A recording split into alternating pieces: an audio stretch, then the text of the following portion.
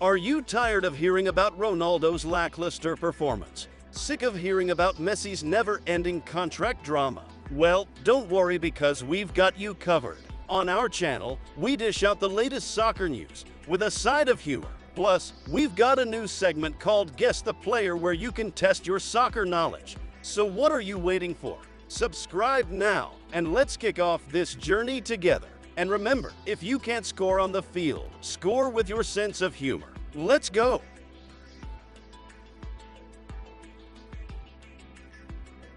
Well folks, it looks like Lionel Messi is gonna be sticking around for a while longer, like an unwanted house guest who overstays their welcome.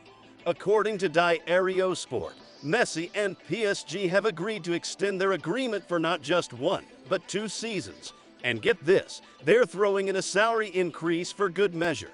Talk about being paid to stay home. But let's be real here. Who can blame the guy for sticking around? I mean, with no other club able to make a decent job offer, why mess with a good thing? PSG must be doing something right to keep Messi in their team. Maybe they're bribing him with croissants or something. So here's to Messi and S's continued success together. Or at least until Messi gets sick of eating escargot.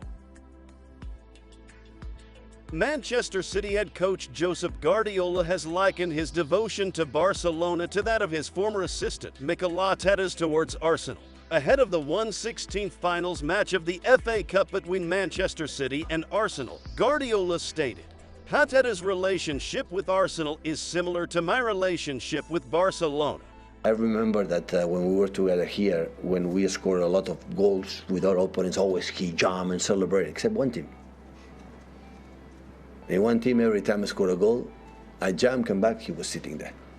It was Arsenal. So in that moment I said, oh, that guy likes Arsenal, you know? And yeah, it's what it is. So it's like me, I'm training here, wherever, assistant coach, and Barcelona called me, I will go to Barcelona. It's my club.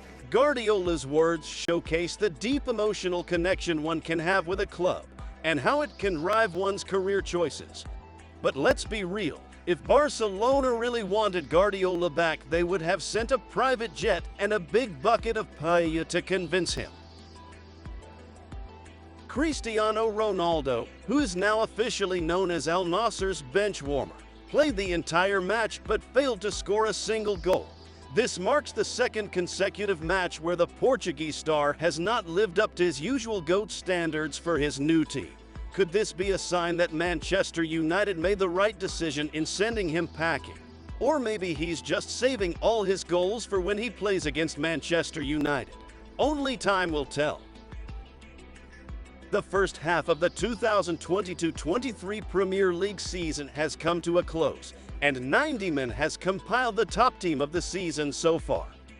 According to their analysis, the London club Arsenal currently sits at the top of the league.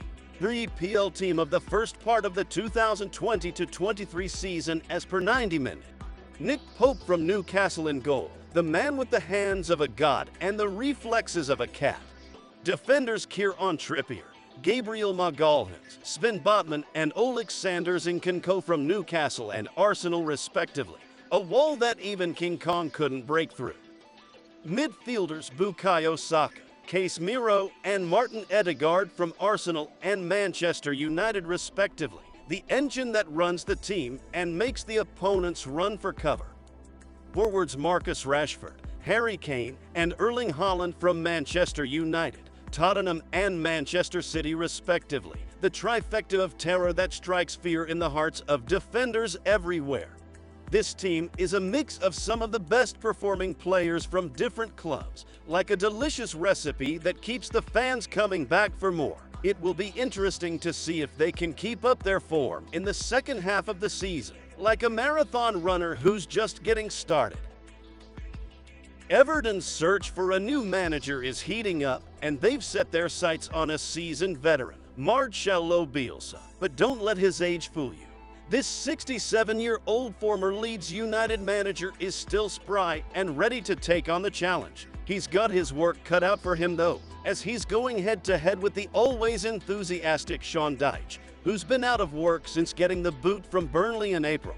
Bielsa may have some reservations about the Everton squad and how well they'll adapt to his high-tempo style of football. But the fact that he's flown all the way to London for further talks shows there's still some interest on both sides. Meanwhile, Dyche is also in the running and a decision is expected to be made soon, giving the new manager just a week to work with the players before they face off against Premier League leaders Arsenal next Saturday. Will it be Bielsa or Dyche? Only time will tell. But one thing's for sure, the Everton owner Farhad Moshiri will have a tough decision to make. With just 5 days left until the January transfer window closes, several Premier League clubs are scrambling to make some last-minute moves. Chelsea, under the ownership of Todd Bowley, have already made a big signing in Mikel Mudryk and are reportedly still interested in Enzo Fernandez. But let's be real, we all know the real signing Chelsea needs is a new manager after Thomas Tuchel's disastrous debut. Arsenal, on the other hand, are considering a bid for Real Valladolid defender Ivan Fresneda and are looking for a new midfielder following the injury to Mohamed El Neni, or as they call it in Arsenal, business as usual. Tottenham are also looking to make some new signings, with talks underway with Sporting Lisbon over the transfer of fullback Pedro Porro, or as they call it in Tottenham, finally making some changes. Liverpool, who have had a difficult start to the season, are not ruling out any potential moves. Or as they call it in Liverpool, same old, same old. Wolves are still pushing to sign Joao Gomez from Flamengo. Or as they call it in Wolves, trying to keep up with the big dogs. Manchester United is reported to be waiting until the summer to sign a new striker, with Harry Kane being their ideal target. Frenkie de Jong, who has been a long-time target for Manchester United, is also reportedly still keeping an eye on the situation at Old Trafford, or as they call it in Manchester United, taking their sweet time. Stay tuned to Franzi Football News for the latest transfer news and updates, or for more comedic relief, stay tuned to me. It's time for episode of Guess the Player. UEFA, Manchester City, PSV, Arsenal London.